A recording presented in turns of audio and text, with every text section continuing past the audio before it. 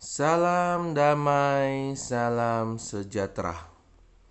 Hari ini kita kembali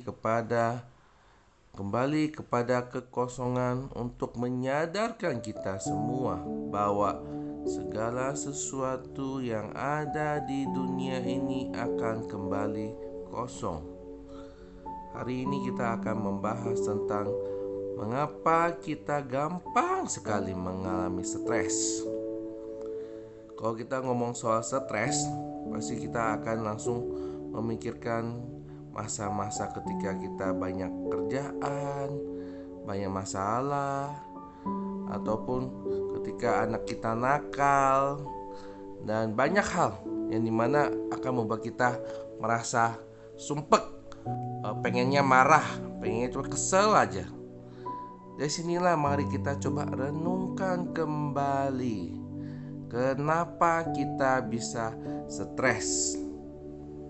Kita harus melihat akar permasalahan dari mengapa kita bisa stres ini. Sebenarnya semuanya itu bermula dari diri kita sendiri yang tidak kosong.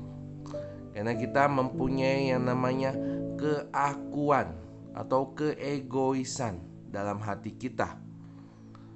Lalu apa keakuan itu dan apa keegoisan itu?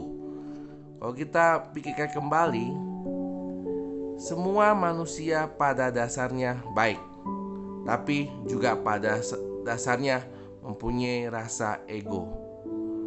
Makanya kita masih disebut manusia, karena manusia masih mempunyai rasa egois. Dan rasa egois itu bentuknya seperti apa? Kalau kita sadari sendiri, kita biasanya selalu merasa diri paling benar. Saya benar, kamu salah. Kalau dia tidak mau mengakui kebenaran kita dan orang lain tidak mau mengakui kesalahan dia, kita akan stres, marah, kecewa, frustasi, dan itulah akar dari stres itu. Dan kita selalu berusaha apapun yang terjadi dalam hidup kita itu harus sesuai dengan keinginan kita. Kalau enggak, stres kita. Tapi sebenarnya apakah keakuan ini merupakan suatu hal yang baik buat diri kita? Sebenarnya tidak. Karena ketika kita mempunyai keakuan, itu menunjukkan kita tidak mempunyai Tuhan dalam diri kita. Kita tidak percaya Tuhan akan memberikan sesuatu yang terbaik buat kita. Kita hanya percaya pada diri kita sendiri bahwa kitalah yang akan bisa membuat yang terbaik buat diri kita.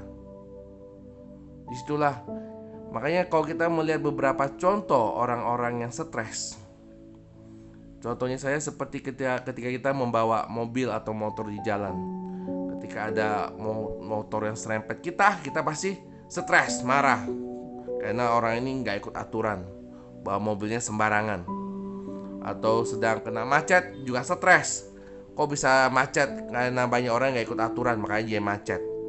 Kalau nggak ada orang yang parkirnya sembarangan, akhirnya ngeblok satu jalan, akhirnya jalannya hanya bisa satu jalan, satu arah saja, akhirnya bikin macet. Atau juga seperti suami istri.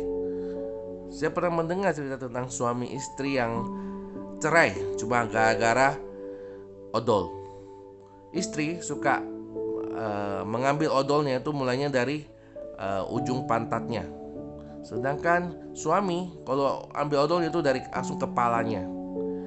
Hanya dari keakuan sang istri dan sang suami, istrinya stres, suaminya juga stres. Akhirnya cuma gagal odol itu mereka memilih cerai. Disitulah keakuan kita inilah yang membuat masalah dalam hidup kita, yang membuat kita stres sendiri. Dan ketika kita kerja, ketika kita mempunyai target dalam satu bulan, tapi kita tidak mencapai target itu, kita juga akan stres. Karena kita menciptakan keakuan untuk mencapai target tersebut. Tapi apakah dengan tidak mencapai target itu akan membuat kita sakit? Apakah akan membuat kita meninggal? Enggak.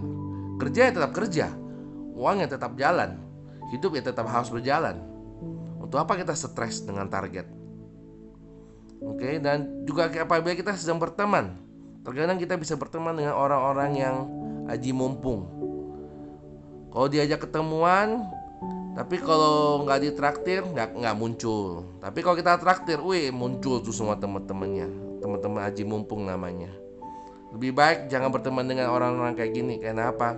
Kerjanya hanya bikin kita naik, tensi darahnya naik. Dia nggak usah berteman dengan seperti itu. Dan juga kita bisa melihat dengan saudara saja, ketika warisannya akan dibagikan, sesama saudara aja bisa saling menuntut ketika warisannya tidak sesuai dengan harapan mereka, yang artinya tidak sesuai dengan keegoisan, keinginan, keakuan mereka itu. Jadi disinilah kita harus benar-benar belajar melepaskan keakuan ini supaya jangan lagi kita mengalami stres. Karena kalau kita marah, kesel, kecewa, frustasi, sedih, itu bermula dari stres. Dan dari stres itulah energi kita berubah yang dari bahagia menjadi marah, sedih, frustasi, kecewa. Dan disinilah kita harus menghilangkan keakuan itu untuk kembali kosong. Oh, bagaimana cara untuk menghilangkan keakuan ini? Pertama, jangan pernah kita membeda-bedakan segala bentuk, warna, dan jenis. Jangan membeda-bedakan warna kulit. Janganlah membeda-bedakan dia kaya saya miskin. Jangan membeda-bedakan tetangga punya hal yang lebih dari kita. Jangan. Kita harusnya bersyukur dengan apapun yang kita miliki dan puas dengan apapun itu yang kita punya. Karena yang namanya rezeki itu sudah jatahnya masing-masing. Tidak perlu untuk melirik kiri dan kanan. Dan juga kita janganlah suka mengkategorikan atau mengkotak-kotakan segala bentuk yang ada di dunia ini. Karena segala sesuatu itu sudah kodratnya. Tuhan menciptakan dalam berbagai bentuk, dalam berbagai warna, dalam berbagai hal untuk membuat hidup kita itu lebih indah. Nah, disitulah kita harus belajar menerima cara pandang orang lain yang berbeda, atau bentuk orang lain yang berbeda, atau apapun itu yang berbeda kita harus terima. Dan kita harus sadar bahwa kita tidak hidup sendirian di dunia ini.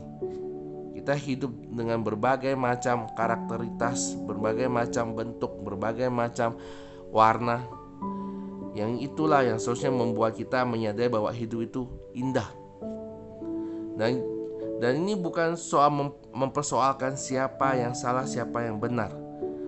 Tapi ini mempersoalkan bagaimana kita merespon situasi yang ada di sekitar kita.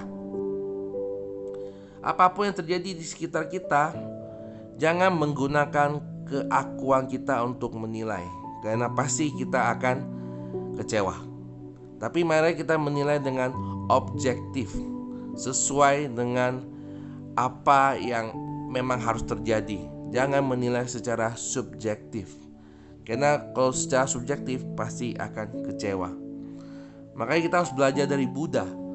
Buddha tidak pernah merespon hal-hal yang ada di sekitarnya dengan hati manusia yang membeda-bedakan, tetapi selalu dengan hati yang sesuai dengan hakikat kebenaran, yaitu kembali kepada kekosongan. Ketika hati kita kosong, ketika hati kita tidak membeda-bedakan, ketika hati kita sudah tidak ada keakuan, disitulah kita akan bisa menjalankan hidup ini dengan damai, tentram, bahagia, dan stres tidak akan pernah muncul di dalam pikiran atau hati kita, karena sudah hilang keakuan itu. Jadi sampai di sini, dan saya harap kita juga bisa belajar untuk mulai menghilangkan akar keakuan yang ada di dalam hati kita, supaya hidup kita lebih bahagia, damai, sejahtera, tenang, dan kita bisa kembali kepada kekosongan. Jadi seperti biasa kita akan mengakhiri video ini dengan mengucapkan pada akhirnya kita akan semua akan kembali kepada kekosongan. Oke, terima kasih semuanya.